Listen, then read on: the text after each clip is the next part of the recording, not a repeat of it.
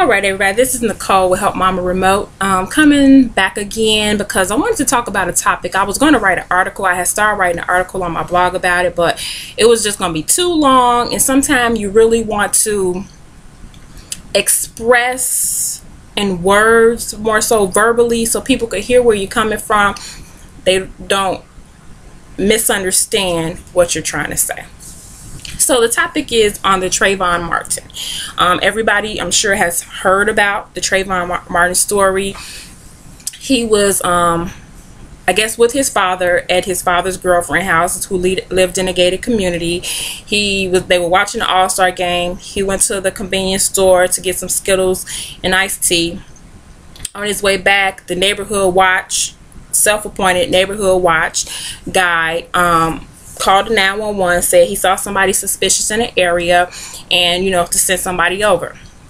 In the meantime, while they're sending somebody over, George Zimmerman decides to follow Trayvon Martin, which is 17 years old. They told him don't follow him, and like I said, I'm sure everybody heard the story. I just want to give a little brief summary. However, so Trayvon Martin ends up dead because George Zimmerman shot him.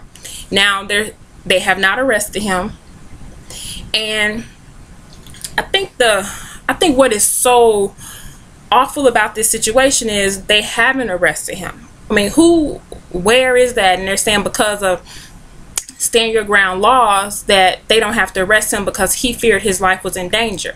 However, if I ever feel my life in danger, I never run toward the person.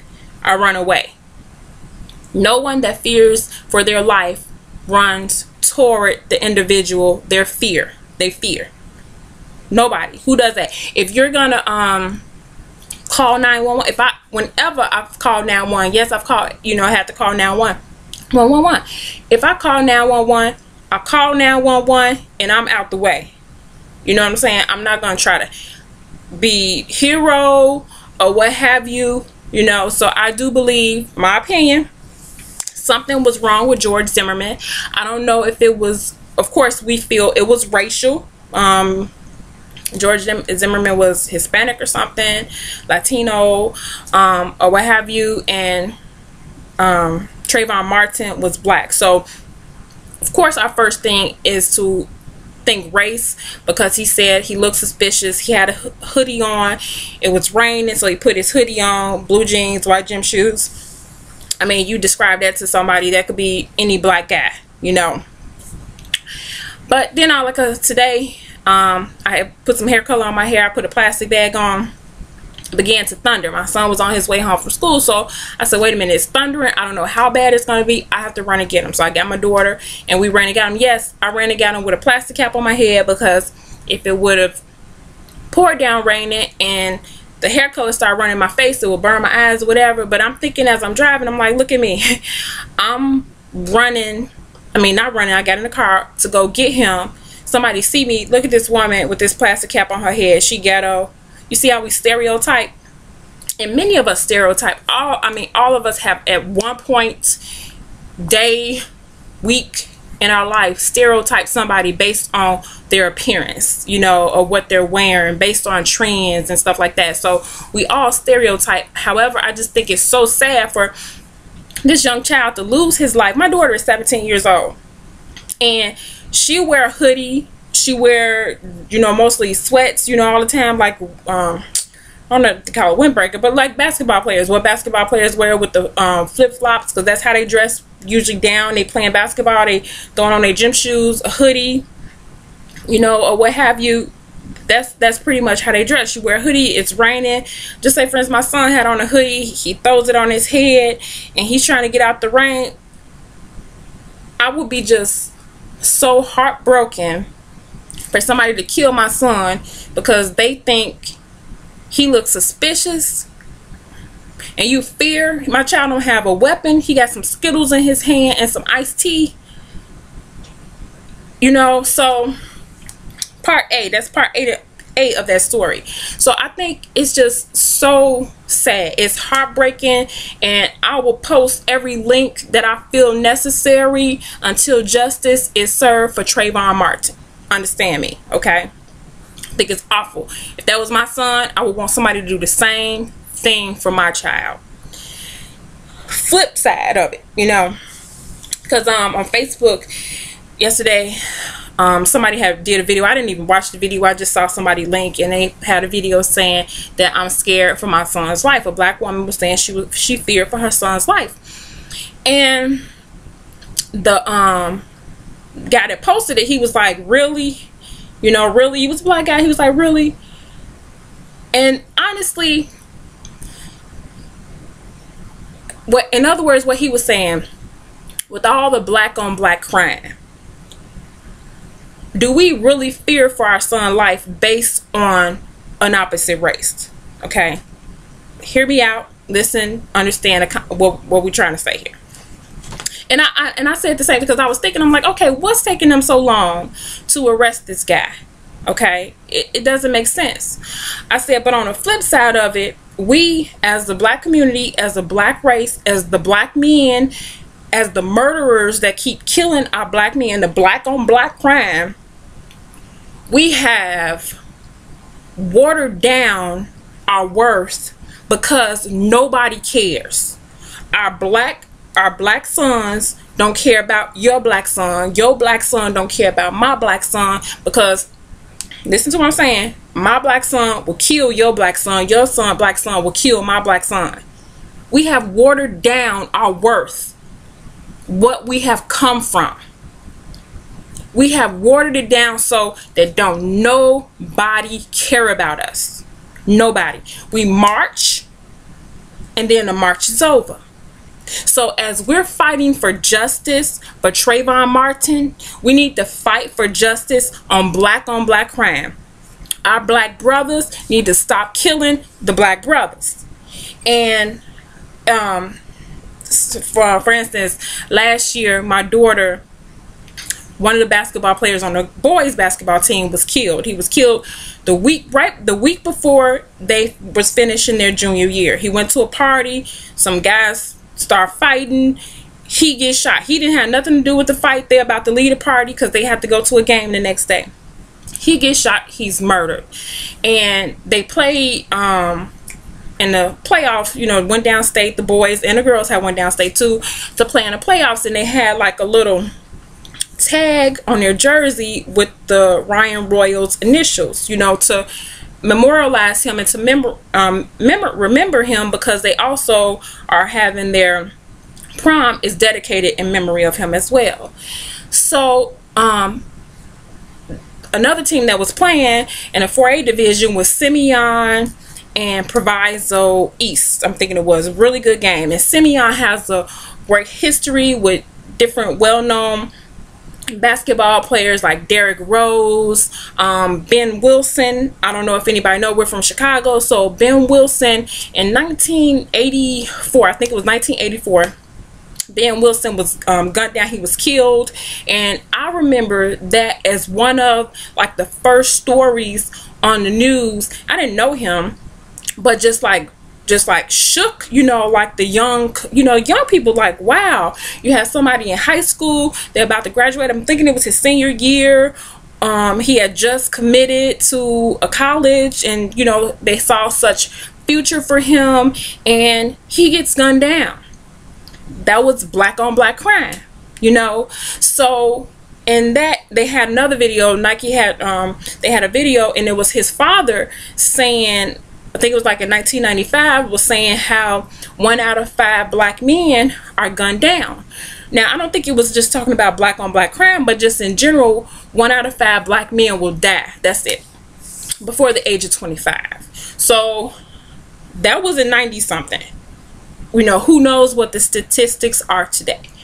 So there was, you know, their slogan was, don't shoot at brothers, but shoot over brothers. And that, in a sense, with basketball, don't take your anger out or whatever wrong with you and kill another brother because you mad that he's standing on your corner. Well, first of all, if you get doing something good with your life, you won't be standing on the corner.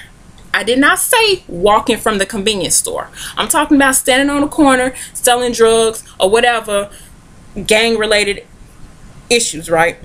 I'm not talking about a child going to the corner store and going here. Okay, I know they're different in a way that one is black on black crime and the other one is another race killed the guy and have not received justice. I'm not talking about that. I'm talking about our black brothers dying for no reason at all. So their thing was to, you know, don't shoot at brothers, shoot over brothers. Get a life. A life. Yeah, I said it. Get a life. If you have a life, if you have something to do with yourself, activity, sports, help somebody. You know what I'm saying? Help your mama. Help your daddy. Somebody needs some help. Because if you standing on the corner doing something you ain't got no business doing, most likely your mama needs you home helping her with the laundry or mowing the lawn, you know, or something like that. So what I'm saying is, as we fight for justice for Trayvon Martin, we have to fight for justice for black on black crime. Our brothers, and it has to start with individual, with us as parents raising our men up. Now, I'm not saying that every man that murders another man was not raised properly. I'm not saying that. I'm saying as parents, we need to impart seeds that's going to bring our children up to do right. There has been a crumble in the black family. There has been a disruption. Most likely these kids are being raised by their grandmother, their auntie, their great grandmama, the mama and daddy strung out somewhere on drugs. And now it's real. You could get mad at me, you could talk about me, you could say anything you want, but it's real. We got some dirty laundry and we need to clean it. And if in order to get some justice on anything, we got to get our stuff right. I'm not saying that we can't fight. I didn't say that. I'm saying as we fight, don't forget about another fight we got. We got another fight, because the real deal is, and I'm finna get real with you. This the real deal.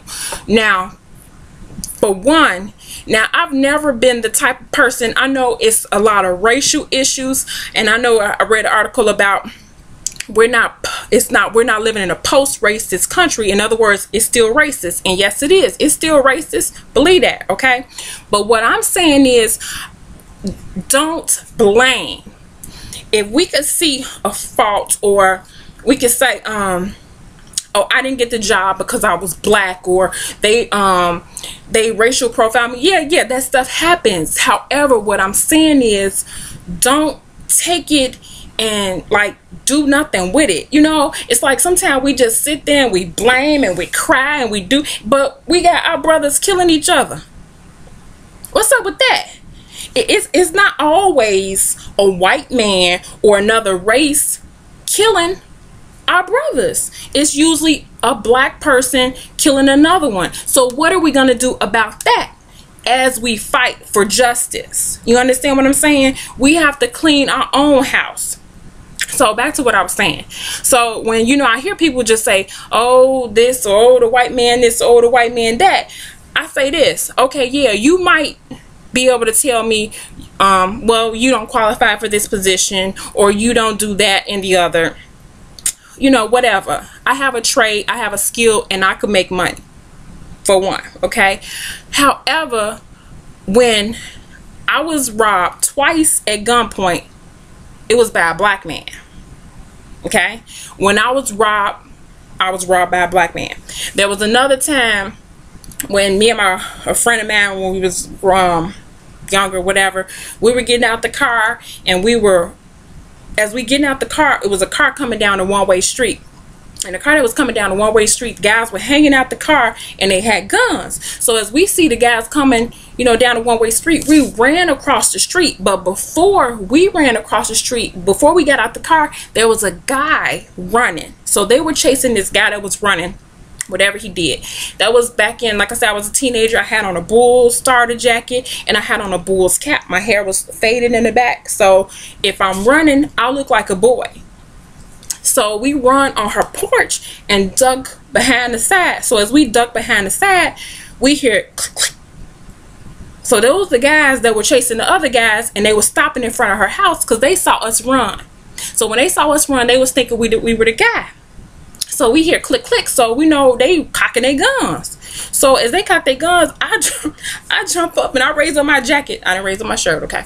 I raise up my jacket and I'm like, I'm a girl. We trying to run, you know, we trying to get away from whatever was going on. We just got out the car. But anyway, my point is, we're also afraid of each other, you know, whereas we're afraid of each other. But as we're afraid of each other, I live in a predominantly black community. So I'm comfortable. You understand what I'm saying? I'm comfortable where I am. I wouldn't want my child honestly, I told you I'm being real. I would not want my child in a predominantly white community, because those are some other issues he gonna have to deal with. You know, I've heard mothers, you know, say, they keep calling me saying he doing this, saying he doing that, you know, because a lot of times if, you know, your child get mad, he black, they think something wrong with your child. But if another child get mad, oh, he'll be okay. You know what I'm saying? So we got a lot of stuff we dealing with. You know, we do have to worry about our child being racial profile. We do have to worry about our child if they're going to get a job. We do have to worry about our child if they're going to, if the person is going to pull their application or resume because of what we named them. You know what I'm saying? So we have so much we have to deal with. We have a lot to deal with, but we need to deal with it. So that's why when trends are fine and being a trendsetter is good and all that, that's fine. However, when my son pants start sagging, I tell him to go get a belt, because I don't want him stereotyped. Now, he gonna be stereotyped anyway because he black. So if you see him, you know, first some impression somebody might get is, you know, depending on the person, okay? However, but you won't stereotype him because his pants sagging, not while he in my house. Okay.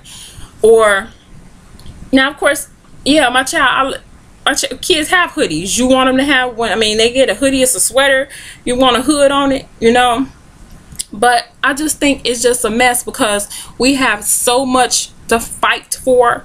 We have to fight. We do. And we also have to fight for to get our relationships back on track. We gotta love each other. There's no love for the next brother. There's no love for the next brother. There is no love. How I know there's no love for the next brother? Because like I said, my brother will kill your brother. Your brother will kill my brother, depending on his mindset. Am I lying? I ain't lying. This is gonna be a long video, but I don't care. I'm telling the truth.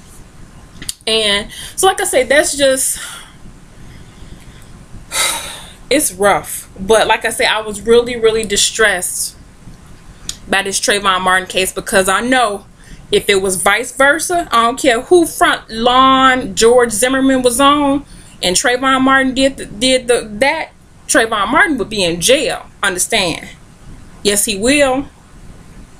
So I know there's some imbalance, there's some injustice here, and I pray that justice will be served. Yes, I do. I pray that justice will be served, because it's not right. And anybody look at this story and say that it's right, something wrong with you. Yeah, I said something wrong with you.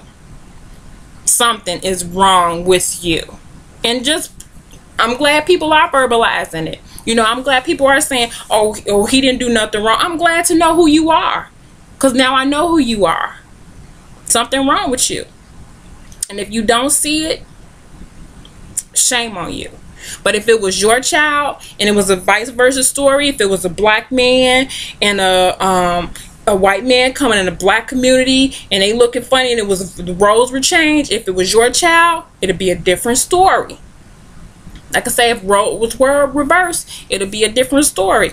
And listen to the 911 call. He's like, he's looking in the houses. I'm gonna tell you the truth. Whenever I go into a gated community or whatever you want to call it, and y'all ain't got blinds and curtains up, I'm looking in your house too. I don't want nothing. I'm nosy. Yeah, I'm gonna look in your house too. I look in my neighbor. If I ride by my neighbor house and they got if it's dark outside and you got your blinds wide open, I'm nosy. I'm gonna look in. I don't want nothing you got. Seriously? Like I say, what can you really get from the average person coming in their house and stealing? So what could you really get? And the boy I'm walking, what he gonna take? What he gonna take away? A TV? So he gonna run down the street with a TV, for real. You know, yeah, I look, and everybody who don't ride through a community. But like I say, and this is another thing about our children and what our children need to stop doing. Get them earplugs out your ear when you're walking down the street. Now I understand you trying to cover your head so you won't get rained on, but you need to take the hoodie off so you can see what's around you, see your environment. I'm always checking it out. I want to see what's up. I want to see who walking toward me. I want to see who around me. I want to know. I don't want nothing in my ears distracting me. I want to know what's up. And our kids need to know the same thing. Know your surroundings. Know what's around you. Don't close yourself off and not know what's around you. Now, if somebody come after you, hell yeah, run. That's what I would have did too. I would have ran. And like they said, don't, just because I'm running does not mean I'm guilty. If I'm running away, sometimes that must mean something. I'm fearing for somebody behind me. Just because I'm running does not mean I'm guilty. If you following me, I'm running. 'Cause especially if I ain't got no weapon. Yes, I'm gonna run. What he gonna do? Hit you with some Skittles? It sure would have been nice to be a David and Goliath story that he could have killed him with some Skittles. Seriously? Or the iced tea. But like I say, our kids need to know their surroundings. Know what's around you. I tell my daughter, don't be walking and texting. Know what's around you. Know who coming at you this way, that way, that way. You're getting stuck up a couple times. Do help you know your surroundings. Know what's behind you. You should feel something behind you. If you ain't got nothing in your ears, you know, something up. And that's how it was. One time I got stuck. I'm like, wait, somebody behind us. Turn around and there you go. 3 guys behind us. So you know. But like I say, as we continue to fight for justice for Trayvon Martin, we have to fight to be able to, for brothers to love the other brother. Or we gonna just continue to kill each other, and we water down the blood that run in our veins. That don't nobody care about the black person. Nobody care about you, because we do not care about each other.